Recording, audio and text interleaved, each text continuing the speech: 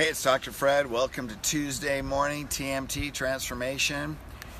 And Tony Robbins has a great statement. It says, the power of your life is determined by the power of the questions you ask yourself. So here's a powerful question that I've asked myself many times. Is this the life you want? So TMT is really about becoming conscious of our divinity, knowing we're spiritual beings first, we're walking in humanity. We come here with a sole purpose, and it's so common that when I interact with people, they say, well, I don't know my soul purpose. I want to know my soul purpose. And they're, a lot of people halfway through their life, and they feel like they need to transition into something more fulfilling. And this is a question that can change everything. So I remember several times asking myself this question growing up. I remember as a kid, my parents fought a lot about money. And so I would look at this, and it was stress. And I would think, is this the life that I want? And I would say no. And then I thought, you know what? Whatever I do, I'm going to make money because I don't want to fight about money. Because I want love in my life. And love and money should be the same. And so fortunately, I've always been able to make money. And I've also given a lot away, right? So I give it away, we share it, we invest, we move in our life. But the bottom line is money and love can be the same thing. Now, I got that because I asked myself that question as a kid. Is this the life I want? No, I want love and money associated. So as I grew up, and then I found chiropractic, right? So I'm praying, I'm going to school. Actually, I'm in college, and I go to college as a freshman. My dad says, I'm going to pay for your school. Go away to school. Great. I get into college a month later. I get a phone call. I'm not going to pay for school. You either got to pay for yourself or move home. So what did I do? I got my earmuffs. What's this mean? Sometimes, see, what does this do? This is when I go skiing. What's it do? It protects us from the cold. So it protects my ears from the outside in. So this is a metaphor for when we ask ourselves, is this the life I want? And that answer is no. We quiet the noise on the outside. We come inside and we follow that voice inside us that guides us. And when I said, no, I'm not going back home, right? I waited 18 years to get out on my own. It's time for me to cut my path. I'm not going home. Then we got to take massive action. So I went and got a job in a bar, and I started bartending. And it was fun. I was making money, man. I was a college punk. I had more money than most of my friends. I had my drawer full of stash with cash in my dorm room, right? And then I saw these guys. They were in their late 30s, early 40s, pushing 50, and they were in a job they didn't like. The problem wasn't the job. Bartending is fun, it's a great job, hey, you make a bunch of money. The problem was they didn't see themselves 15 years ahead. And they would tell me, kids, stay in school, right? Because it's not about the job, it's about, are you living that life? So I would look at these people that were stuck in their life, and I would say to myself, is this the life I want? And I would put this on, and I'd get that voice, and I would feel that pull into something that was bigger for me, that wasn't my purpose. And I knew, hey, even though I was having fun partying my ass off as a college punk, I knew this is temporary. God's got something bigger. Then later in college, I would pray. And I'd say, God, I don't know what to do. I'm pre-med. I don't really like medicine. It's not healthy. I was raised on drugs. My mom was a nurse. I need direction. Then all of a sudden, a pamphlet from chiropractic school came. And they threw it away. They don't know anything. Another pamphlet came. Threw it away. Got another one. Anytime I'm praying and something happens 3 times, I know God's talking to me. So what do? I put this on. And I say, okay, quiet all the noise. I don't even know what a chiropractor is. I don't even know what chiropractic is. But when I quiet the noise, I got this feeling in my body. This is what you're supposed to do. I went into chiropractic school not even knowing at all what chiropractic is, but because I was able to quiet the noise and follow my spirit, I ran into a major life purpose. Change thousands of people's lives. Right? And I just decided I'm going all in because when I put this on, I know my path. My path came from a pamphlet. Why? Because when you get quiet and you observe, God is talking to you.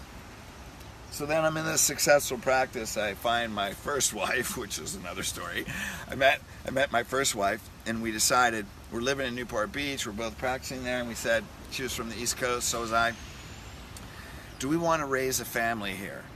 What do? We put this on. Do I want to raise a family in Newport Beach, California? What do we both decide? Is that the life I want? What was the answer? No. See, before you know what you want, you have to know what you don't want. And so many times people follow what other people say because I interact with people and they know part of my purpose now is help people find their soul purpose. I say, well, what do? Well, I'm a lawyer. Well, why'd you become a lawyer? Because that's what my dad wanted me to do. I really wanted to be an artist. I really wanted to do this, but they told me I couldn't do that and I should do this. Why? Because an artist is very risky. You know, I was with a chiropractor last week, and he was telling a story because his daughter wanted to be an actress, and they didn't discourage her, but they tried to steer her away. Hey, she's looking over here like, look at this, but sometimes we come in and we just know what that is already, right? Now she's between 18 and 20. She's invited on stages all over the world, and it was like her success had to convince her parents to stop trying to divert her. Like you hear those stories about Olympic athletes, and they know from the time they're a kid. Well, there's things that we don't know, but do we quiet the noise of everybody around us, and do we go inside and we get that purpose? So we moved back east. I ended up getting divorced, but came back here, developed a very successful clinic, ended up getting married. Right? I talk about this, Cindy, and she ended up passing away of cancer. Well, a couple of weeks before she passed, it was probably like a month before she passed, she said, I don't know if I did what I was supposed to do in life. And I thought that was so sad. And I felt so grateful that I was on my life and soul path. But here's a person dying of cancer. She struggled her whole life. Finally, she's got the marriage she wants. Finally, her family's stable. Finally, she's in the house that she's always dreamed of. She has everything she wants. Finally, 45 years old, all the struggle and challenges and pain in her childhood, and now she has cancer, and now she's dying. The difference was she didn't say, is this what I want, right? She accepted it, and she chose to pass. She didn't choose to do the things that would help her heal. At that moment, what do? I went like this. And I said, man, how do I help people find their purpose? Because I don't ever want anybody in my life to say that again. So one day I was looking at my chiropractic schedule, very successful clinic. There was a boatload of people on there. I could have had a great life just doing that. But I said, man, I got maybe a whole bunch of people coming in. There's 10,000 people driving by my office today. How do I want to reach the millions, not just the people in my practice. So I went like this and I prayed and I said, God, show me the way. And I quieted all the voices. And that's when I got into coaching. Now, everybody said when I wanted to move back east, don't sell your practice, man, you have a great life. When I want to go into coaching, don't do that, right? But what did I do? I had to follow my spirit. And so between that day and my wife passing and saying, I don't know if I fulfilled my purpose, my new purpose is helping people find their purpose. Because I run into people all the time that are very successful. They look around and then they realize they did what they were supposed to do. They didn't do what they didn't do is ask that question enough times and take action to follow their spirit for what they're really going to do. You know, God created great leaders, Moses, and you know, David was a young king, but a lot of times we don't know. We go through our life, and midlife crisis, I think, is actually midlife awareness, that we realize we did what we were supposed to do. And we did things because we wanted acceptance and love from other people, and we confused love and connection with soul purpose. Right? And then that midlife awareness says, man, I'm not expressing myself with who I was created to be. So one of the most powerful questions that you can ask, there's two. Number one, who am I?